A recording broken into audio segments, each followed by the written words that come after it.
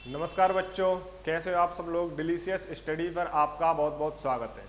तो हम पिछली क्लास में 15 प्रश्न कर चुके थे, जिसमें अर्थ के शेप के बारे में और ग्रेविटेशनल फोर्स के बारे में बताया गया था। तो चलिए आज हम अगली क्लास को कंटिन्यू करते हैं और वीडियो के अंत तक जुड़े रहें और चैनल को सब्सक्राइब जरूर करें, जिससे आपको आने वाली वीडियो मिले।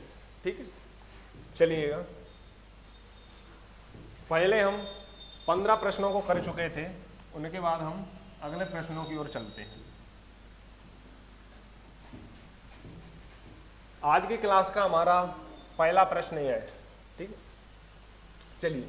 When does the winter solstice यानी shortest day in northern hemisphere occur on which date of the year, यानी उत्तरी गोलार्ध में शीतकालीन संक्रांति का यानी जो सबसे छोटा दिन होता है वह किस तारीख को होता है। यह बोल रहा है उत्तरी गोलार्ध में। कब बोल रहा है? उत्तरी गोलार्ध में। तो उत्तरी गोलार्ध में जो शीतकालीन संक्रांति का जो वर्ष की किस तारीख को होता है, तो ये आपको याद रखना है। कैसे? कि यह 22 दिसंबर को होता है। आपको पता होगा दिसंबर में सर्दियां ज्यादा पड़ती हैं, इस कारण से समझ लो कि जो दिसंबर सर्दियों वाला, जब भी आपको शीतकालीन दिखाई दे तो यहाँ पर कितना करना है? 22 दिसंबर करना है। अगर यहाँ ग्रीष्मकालीन दिखाई दे, जो हमारा पिछला प्रश्न था, जैसे हमारा पिछला प्रश्न था, इसमें कितना दिया गया? ग्रीष्मकालीन। तो आपको पता है इसका आंसर क्या होना चाहिए? 21 जून। क्यों होगा 21 जून? क्योंकि 21 जून को ऐसे समझो, ग्रीष्म का मतलब होता है गर्म, है ना, गर्मी। तो गर्मियाँ कब ज्यादा पड़ती हैं? जून के महीने में, है ना। इससे याद हो जाएगा 21 जून। और जो हमारा ये वाला प्रश्न है, आपको पता है सर्दियां कब ज्यादा पड़ती हैं? 22 दिसंबर को। ऐसे याद रखना, ठीक है, भूलोगे तो नहीं। चलिए अगले प्रश्न की ओर चलते हैं। अगला प्रश्न है हमारा, ग्रीष्म संक्रांति के दौरान सूर्य की किरणें सीधी पड़ती हैं। During the summer solstice the rays of the sun are directly on, यानी ग्रीष्म संक्रांति के दौरान सूर्य की किरणें सीधी कहां पर पड़ती हैं? सूर्य की किरणें सीधी कहां पर पड़ती हैं? देखो, जो ग्रीष्म संक्रांति होती है उसके दौरान सूर्य की किरणें सीधी किस पर पड़ती हैं? इक्वेटर पर पड़ती हैं। आपको पता होगा जो हमारी पृथ्वी है, इसमें जो बीच वाली लाइन होती है, जिसे हम मान लेते हैं पृथ्वी पे ऐसी कोई लाइनें नहीं होती हैं, ठीक है, हम इसको इमेजिनेशन कर सकते हैं। तो इसे हम बोलते हैं इक्वेटर, इक्वेटर यानी विषुवत रेखा, विषुवत रेखा, ठीक है, या इसे हम भूमध्य रेखा भी बोल सकते हैं, ठीक है। एक यहां पर होती है 23.5 डिग्री, एक यहां पर 23.5 डिग्री, ठीक है। ये हमारी नॉर्थ में, ये हमारी साउथ में, और इस 23.5 डिग्री को हम कर्क रेखा और इसे हम मकर रेखा बोलते हैं, ठीक है। तो यह बोल रहा है ग्रीष्म संक्रांति के दौरान सूर्य की किरणें सीधी किस पर पड़ती हैं? जो ग्रीष्म है, ग्रीष्म संक्रांति के दौरान आपको पता है गर्मी पड़ेगी, और गर्मी के समय हमारा भारत की स्थिति कहां पर है? यहाँ पर है। तो गर्मी के समय पर ये हमारी कौन सी रेखा है? कर्क रेखा। कर्क रेखा को हम क्या बोलते हैं? Tropic of Cancer. क्या बोलते हैं इसको हम? Tropic of Cancer. और इसको क्या बोलेंगे? मकर रेखा को ट्रॉपिक ऑफ कैप्रिकॉर्न, ठीक है। ये हमारा कौन सा होगा? कैप्रिकॉर्न। तो इसमें पूछा गया है कि जो आपकी ग्रीष्म संक्रांति के दौरान सूर्य की किरणें सीधी कहां पड़ेंगी? तो कहां पर पड़ती हैं आपकी? ट्रॉपिक ऑफ कैंसर पर। किस पर? ट्रॉपिक ऑफ कैंसर पर, ठीक है। चलिए अगले प्रश्न की ओर चलते हैं। इसमें ट्रॉपिक ऑफ कैंसर पे इसीलिए तो यहाँ पड़ रही है, सूर्य इसके नजदीक है, सीधी ऐसे रेखाएं पड़ती हैं, इस कारण यहाँ पर गर्मी क्या होती है? ज्यादा होती है। चलिए अगले प्रश्न की ओर चलते हैं। अब देखो, अब वह बोल रहा है शीतकालीन, जो शीतकालीन संक्रांति है, शीतकालीन संक्रांति के दौरान सूर्य की किरणें सीधी कहां पर पड़ती हैं? यानी ड्यूरिंग द विंटर सोल्स्टिस, यानी विंटर सोल्स्टिस के समय पर rays of the sun are directly on, कहां पर पड़ती हैं? डायरेक्टली आपकी कहां पर? देखो मैं आपको बता चुका था, अगर जी हमारी 23.5 डिग्री है, जी हमारी कौन सी है? कैंसर है, ये ट्रॉपिक ऑफ कैंसर, ये हमारी कैप्रिकॉर्न है। कौन सी? जी हमारी कैप्रिकॉर्न है। अगर ये ट्रॉपिक ऑफ कैंसर है, अगर यहाँ पर पड़ेगी तो गर्मी हो जाएगी, लेकिन जब सूर्य की किरणें यहाँ पर पड़ेंगी तो यहाँ का मौसम कैसा हो जाएगा? ठंडा होगा ना, तो ठंडे के समय हम शीतकालीन बोलेंगे, तो हमें यहाँ पर रहते हैं हमें ठंडा महसूस होगा, लेकिन उस समय शीतकालीन के दौरान सूर्य की किरणें सीधी कहाँ पर पड़ेंगी, ट्रॉपिक ऑफ कैप्रिकॉर्न पर। कहाँ पर, ट्रॉपिक ऑफ कैप्रिकॉर्न पर। ठीक है ना, आ रहा है समझ में। चलिए अगले प्रश्न की ओर चलते हैं। During an equinox the rays of the sun are directly on, यानी विषुव के दौरान सूर्य की किरणें सीधी पड़ती हैं। विषुव आपको मैंने बताया जी हमारी अर्थ है, अर्थ के बीच में जो हमारी लाइन है इसे हम 0 डिग्री भी बोल सकते हैं, इक्वेटर बोलते हैं। क्या बोलते हैं, 0 डिग्री या इक्वेटर बोलते हैं। और यही इक्वेटर को हिंदी में हम विषुवत रेखा, क्या बोलते हैं, विषुवत रेखा। तो ये वही विषुवत रेखा है, विषुवत रेखा से ऐसे याद रखना इसको विषुव, और यहाँ पर क्या दिया गया है, विषुव, है ना, इक्विनॉक्स। ठीक है, तो इक्विनॉक्स और इक्वेटर एक जैसा शब्द लग रहा है, ऐसे ही विषुव और विषुवत रेखा एक जैसा शब्द लग रहा है। तो बस ऐसे याद रखना है कि विषुव के दौरान सूर्य की किरणें सीधी कहां पर पड़ती हैं, इक्वेटर पर। तो इससे हमें क्या हो जाएगा, याद करने में हम कभी भूलेंगे नहीं, क्योंकि आपको पता है इक्विनॉक्स इक्वेटर एक जैसा शब्द है, विषुव और विषुवत रेखा एक जैसा शब्द है। तो यहां से आपको याद हो जाएगा क्या पड़ता है, इक्वेटर पर। ठीक है, तो सूर्य की सीधी किरणें कहां पड़ेंगी, इक्वेटर पर। आया समझ में। चलें अगले प्रश्न की ओर। ठीक है, an equinox takes place a year, एक यूनॉक्स होता है डैश एक वर्ष में। जो एक इकाई होती है यूनॉक्स, यह एक वर्ष में कितनी बार होता है, ट्वाइस बार, यानी 2 बार होता है। इसको आपको सीधा याद रखना है। ठीक है, चलिए अगले प्रश्न की ओर चलते हैं। बसंत विषुव प्रत्येक वर्ष होता है। जो हमारा बसंत विषुव है, यानी spring equinox happens each year on. इस प्रश्न का आंसर आप बताओ कमेंट में, जब तक मैं भूल गया।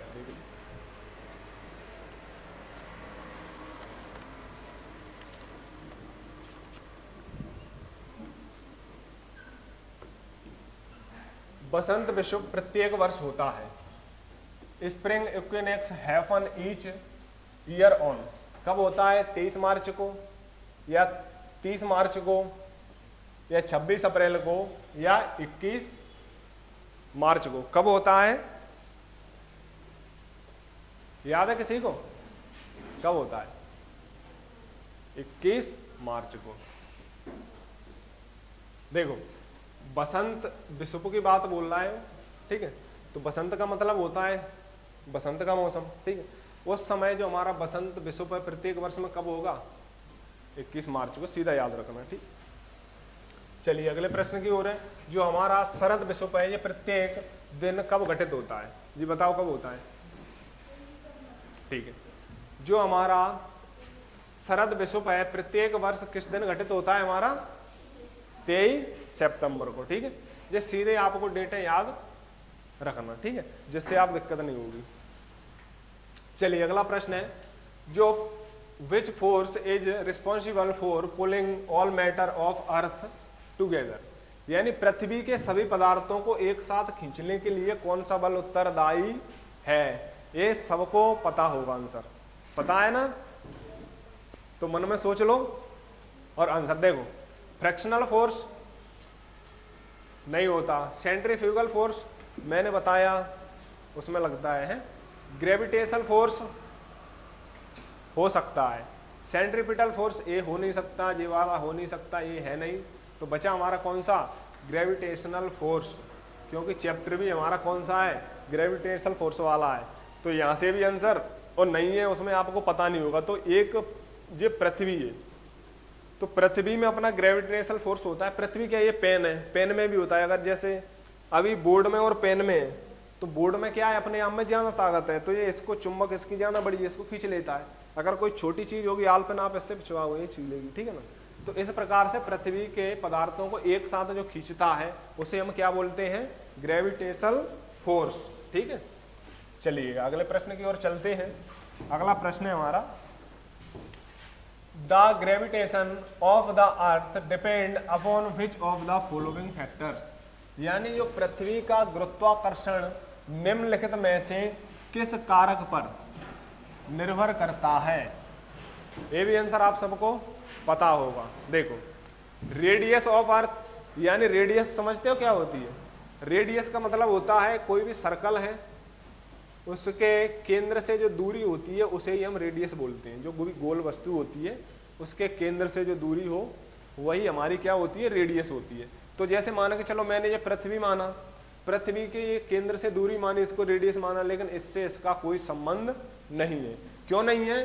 क्योंकि इसका फॉर्मूला आपको पता है क्या होता है? Gm1m2 अपॉन r स्क्वायर, इस प्रकार ही तो होता है? तो मास ऑफ अर्थ, शायद ऐसा लग रहा है यही हो सकता है? यही है। कौन सा है आपका? मास ऑफ द अर्थ। पृथ्वी का गुरुत्वाकर्षण निम्नलिखित में से, देखो, उसके वॉल्यूम यानी आयतन पर निर्भर कभी नहीं करता है, रोटेशन पर भी निर्भर नहीं करता, रेडियस पर भी निर्भर नहीं करता, केवल किस पर करता है? मास। मास का मतलब होता है द्रव्यमान। किस पर निर्भर करता है? द्रव्यमान पे, क्योंकि प्रत्येक वस्तु का द्रव्यमान क्या होता है? कभी भी चेंज नहीं होता है। ठीक है, चलिए अगले प्रश्न की ओर चलते हैं। हमारा अगला प्रश्न है, which scientist discovered the gravity, यानी गुरुत्वाकर्षण की खोज किस वैज्ञानिक ने की थी? और ये प्रश्न तो सबको पता होगा। जब वह पेड़ के नीचे सो रहे थे तो क्या गिरा था? एप्पल। और भाई एप्पल नहीं होता तो आज हम इसको नहीं पढ़ते। तो इसका आंसर क्या होगा? सबको पता होना चाहिए। बताओ क्या है? देखो, गैलीलियो नहीं, गिलबर्ट नहीं, कौन है? Isaac Newton. ये न्यूटन बाबा थे। ये एक पेड़ के नीचे सो रहे थे, इनकी मम्मी ने पिटाई दी। जैसे ही ये भाग के गए घर से भाग के गए, पेड़ के नीचे सो रहे थे, जैसे ही ऊपर से एप्पल गिरा इनके सिर पे। इन्होंने कहा, अरे राम राम के, हम तो आए थे घर से भाज के, ये एप्पल गिरा सिर के ऊपर। और जैसे ही सिर के ऊपर गिरा तो इनको गुस्सा आई। इन्होंने कहा, ये एप्पल जैसे नीचे आया जैसे ऊपर नहीं जा सकता था क्या? बस वहीं से इन्होंने फिर इसकी खोज स्टार्ट की। तो ऐसे ही अगर आपके ऊपर कोई भी चीज गिरे तो उसको याद रखना, उसको फेंकना नहीं है। उससे ये देखो, इस क्यों नीचे गिरा, ऊपर क्यों नहीं जा सकता? ठीक है ना? चलिए, शायद आप भी कहीं वैज्ञानिक बन जाओ। Newton's force of gravity was inspired by, यानी न्यूटन का गुरुत्वाकर्षण बल किससे प्रेरित था? किससे प्रेरित था बताइए? Watching the sunrise from the horizon, क्या उन्होंने सूर्य को देखा था?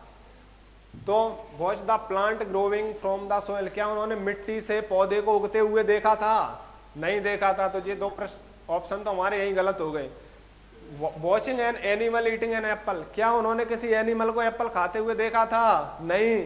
तो हमारा जो बचा ऑप्शन भाई हमारा क्या होगा आंसर? क्योंकि उन्होंने क्या, watching an apple fall from the tree, यानी वह एप्पल कहां से गिरा था? पेड़ से। तो इसका आंसर क्या हो गया हमारा? डी। ठीक है, अगर वीडियो अच्छी लग रही हो तो लाइक भी करते चलें साथ में। ठीक है। The scientist who contributed to the Newton's idea of gravity watch, यानी न्यूटन के गुरुत्वाकर्षण के विचार में योगदान देने वाला वैज्ञानिक कौन था? जो हमारे न्यूटन बाबा थे, उन्होंने गुरुत्वाकर्षण का विचार दिया था। इसमें भी योगदान किसने दिया था साथ में? आपको बताइए। क्या आर्किमिडीज ने दिया था? आर्किमिडीज ने कौन सा सिद्धांत दिया था? उत्प्लावन बल। ठीक है। अरिस्टोटल कौन था? ये सिकंदर का गुरु था, है? सिकंदर का गुरु। और फादर्स ऑफ बायोलॉजी, है ना? बायोलॉजी के भी जनक कौन थे? अरिस्टोटल। क्या ये था? मैरी क्यूरी, क्या अजीब सा नाम है। ठीक है, इसका आंसर क्या है? कौन सा होगा? Albert Einstein. ठीक है, न्यूटन के गुरुत्वाकर्षण के विचार में योगदान किसने दिया था? Albert Einstein. न्यूटन के गति के नियम दिए थे ना, 3 नियम थे न्यूटन के गति के। 3 नियम। पहला नियम था जड़त्व का नियम, सेकंड नियम सम्वेग संरक्षण, और तीसरा आपका क्रिया प्रतिक्रिया, इसे हिंदी में बोलते हैं। ठीक है, चलिए अगले प्रश्न की ओर चलते हैं। The minimum velocity required to escape the gravitational field of the earth is called, पृथ्वी का जो गुरुत्वाकर्षण क्षेत्र से बाहर निकालने के लिए आवश्यक मिनिमम जो वेग होता है उसे क्या कहते हैं।